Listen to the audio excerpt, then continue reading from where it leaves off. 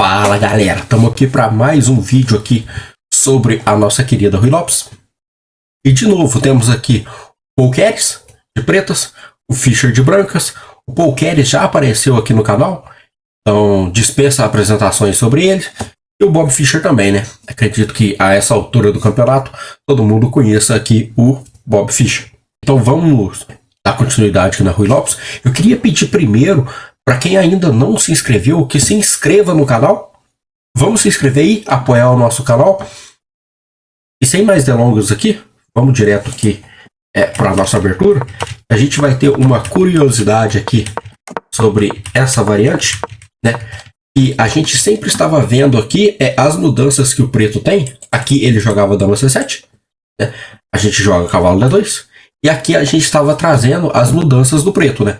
Ele poderia jogar aqui cavalo C6, torre D8, trocar o peão, bispo D7. Todas essas variantes aqui eram possíveis, são possíveis, né, aqui dentro da Ruy Lopes, né? Mas essa partida em específico, a gente vai ter uma diferença aqui. A gente não vai ter uma mudança no lance 12, mas a gente vai ter uma mudança aqui no lance 11. Aonde a gente estava sempre jogando aqui dama C7, né, e que vem com a ideia de defender o peão de E5, porque o peão de E5 ele está duplamente atacado e tem apenas uma defesa. Então dama C7 vem para apoiar aqui o peão de E5. E é um lance que desenvolve a dama, prepara para conectar as torres e tudo mais. Mas o Paul Keres ele tem uma ideia diferente aqui, que é cavalo D7. Cavalo D7 ele vem também para defender o peão de E5.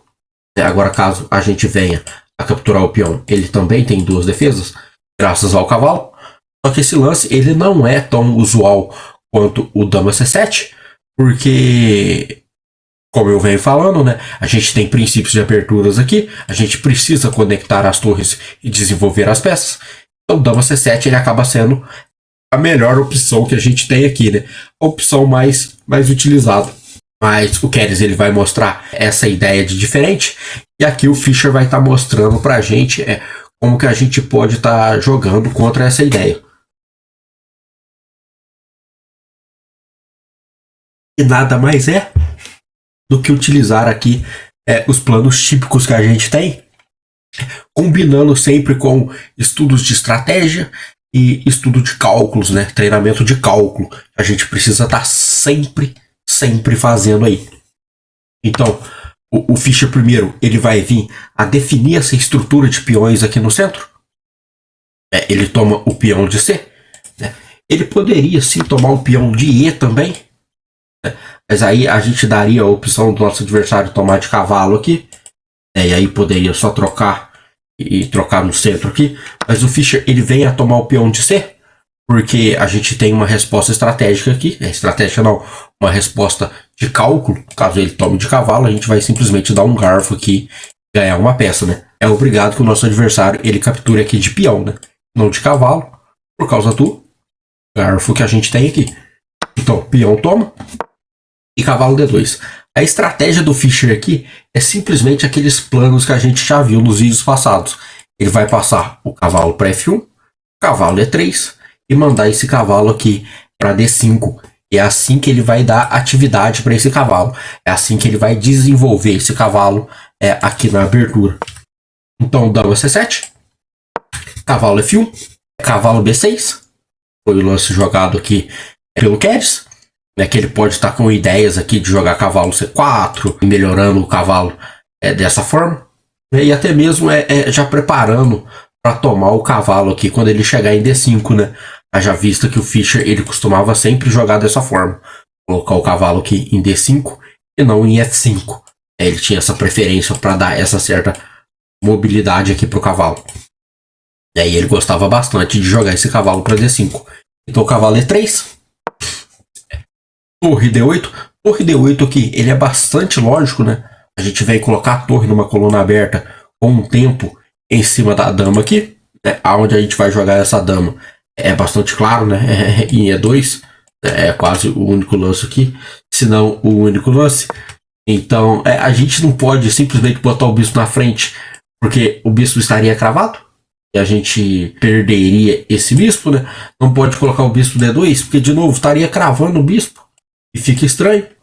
Né? E um lance aqui como cavalo D5 também é bastante estranho aqui, porque a gente está cravando o nosso cavalo, né?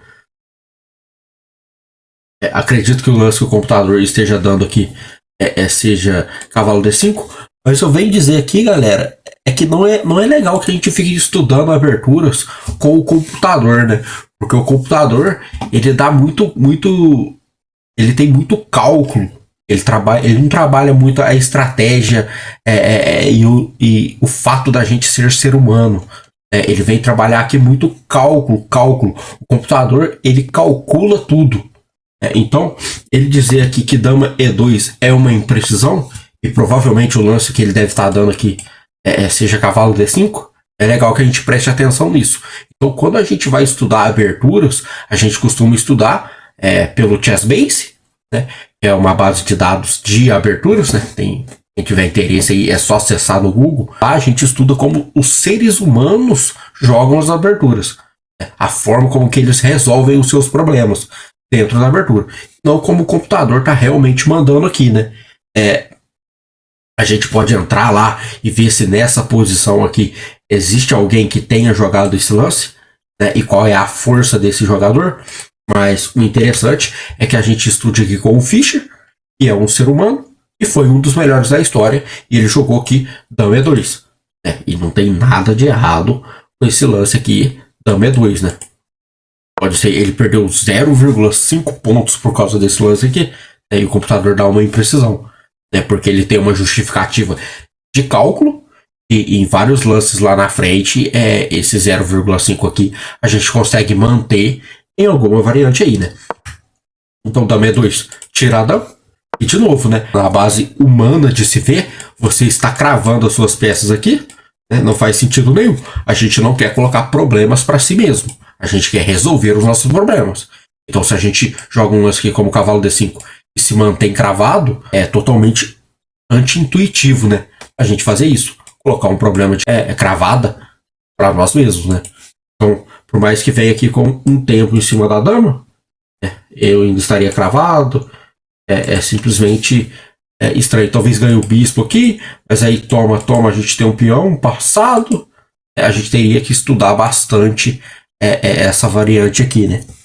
E de novo, ver com o Chessbase se alguém nessa posição aqui chegou a jogar esse lance e ver como que a partida decorreu e fazer análises em cima disso, né?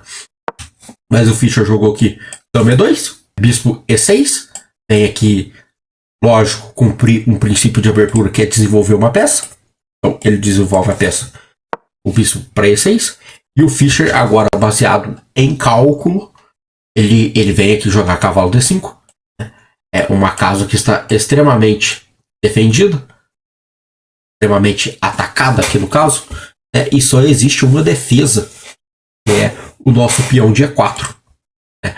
Mas dá pra gente ver isso daqui, que isso daqui também é uma jogada humana, porque depois das trocas aqui, a dama e o cavalo estão atacando aqui, pressionando o peão aqui de E5, né? Então a gente não está sacrificando nada, a gente está apenas trocando o peão de E pelo peão de I, peão de E4 pelo peão de E5. Foi o que aconteceu. O Keres, ele veio aqui a tomar o peão, tirar a dama aqui.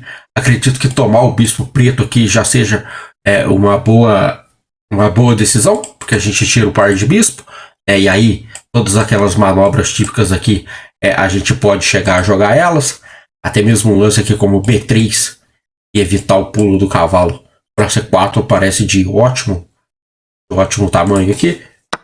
Mas o Keres se sucumbiu à posição, veio a tomar o cavalo. Então tomou o peão de E5. A gente vai ver que isso aqui de longe chega a ser uma coisa lógica, porque é uma posição muito aberta.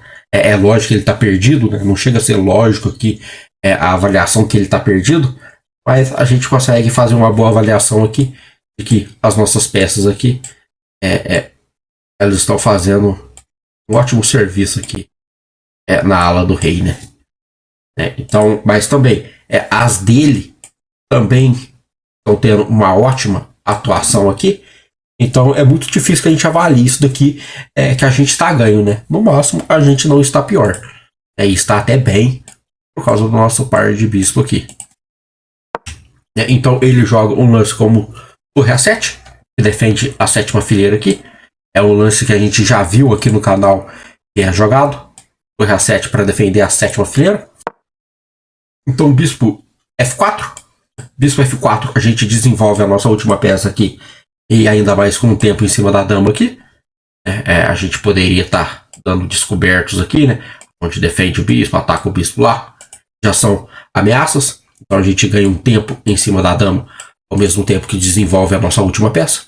Então tudo aqui, eu preciso que vocês utilizem a lógica para entender esses lances aqui, né? Eles não podem ser fora do normal. A gente precisa entender que na abertura a gente tem que desenvolver as peças, e a última peça a ser desenvolvida aqui é o bispo. E o porquê não ganhar um tempo aqui em cima da dama. Então, dama B6, ele tira a dama da reta do bispo, por causa daqueles temas que eu acabei de mostrar. Torre D1 é a última peça, a última qualidade que a gente tem aqui para desenvolver. Torre D1 da coluna aberta. E aqui existe bastante cálculo aqui já. Uma ideia aqui, simplesmente tomar o bispo. E quando ele tomar ele tomar a nossa torre, a gente tem um dama E4, que ameaça alguns temas de mate lá embaixo, ao mesmo tempo que toca a torre aqui. Então, ele joga aqui D6 para defender essa ideia aqui de sacrifício de torre. E de novo, a gente precisa ter a nossa estratégia e principalmente o nosso cálculo em dia. É uma coisa que eu bato bastante na tecla com os meus alunos: treinar cálculo. Treinar cálculo, isso é importante. A maioria das nossas partidas, elas são decididas por puro cálculo. A gente comete erros de cálculo e acaba perdendo. Ainda mais em baixo nível, né? Se não sendo aí nível de Super GM ou até mesmo de GM, a gente vai acabar perdendo por falta de cálculo. Até ver agora a importância da torre na sétima aqui, defendendo o bispo de E7, né? A gente não pode tomar o cavalo e tentar tomar o peão e tentar dar um descoberto aqui no bispo, porque ali atrás ele jogou um lance como torre A7 e segurou aqui a sétima fileira e até mesmo o bispo, né? Então, cavalo G4, que é para onde a gente estava sempre manobrando o nosso cavalo. Explorar aqui as casas escuras.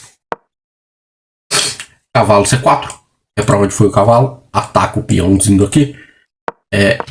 E aqui o Fischer, ele joga um lance como bispo H6. E o que acontece caso ele tome o peão?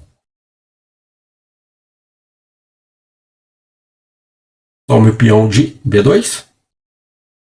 Eu acredito que um lance aqui como torre por D5, torre por D5 e bispo E4 deva ganhar, atacando a torre e atacando o cavalo. Então ele simplesmente tira o bispo aqui, joga bispo E6, bispo B3, defendendo o peão agora. Dama B8. O computador considera aqui um grande erro, um erro gravíssimo. E a gente vai ver aqui com o Fischer como explorar esse erro, né? Ele troca as torres. Ele toma de bispo. Tomar de dama aqui. Qual é o problema? Cortar bispo, toma. O que acontece se eu simplesmente tomar o bispo? Cheque e vai dar mate lá em cima, né? Então troca. Ele toma de bispo. E agora o Fischer toma o cavalo de C4. Toma e ele vem a tomar o peão. De novo, se ele tomar a dama aqui, a gente dá mate lá em E8. Então o Keres, ele trouxe a dama para D6. E agora a gente vai ver uma sequência de ameaças de mate que o Fischer tem aqui, né? Primeiro com dama A4. Ameaçando o mate. O Keres, ele defende aqui com dama E7. E agora cavalo F6 dá um cheque. E caso ele tome de dama, simplesmente dará mate de novo. Então ele tira o rei. Cavalo D5. Se ele tomar aqui, a gente não toma a dama, mas a gente vai vir a dar mate de novo. Então ele simplesmente tira a dama. O Fischer aqui não troca as damas. Existe um princípio no xadrez aqui que a gente precisa prestar atenção também, que é quando a gente está atacando, a gente evita a troca de peças. E quando a gente está defendendo, a gente tenta trocar essas peças. Então aqui seria de extrema... seria bem benéfico para o Keres caso o Fischer houvesse trocado as damas. Ele ia simplificar esse ataque, ia conseguir até colocar problemas para o Fischer por causa do par de bispo. Então o Fischer ele recusa essa troca, joga dama E4. Caso tome o cavalo aqui, o que a gente faz? Bate lá embaixo. E se tomar de dama, a gente troca as damas e bate lá embaixo. Então foi jogado aqui dama D6, cavalo F4, torre E7. Tem um questionamento que eu fiz com os meus alunos aqui, né? Aqui o Fischer ele vai vir a jogar bispo G5, que ataca a torre. E ele vai conseguir várias trocas aqui de material aí, né? E levar para um final vencedor. Mas tem um questionamento que eu fiz com meus alunos aqui do porquê que o Fischer ele não joga aqui bispo F8, né? Atacando a torre e atacando a dama. É onde ele teria um ganho material aqui.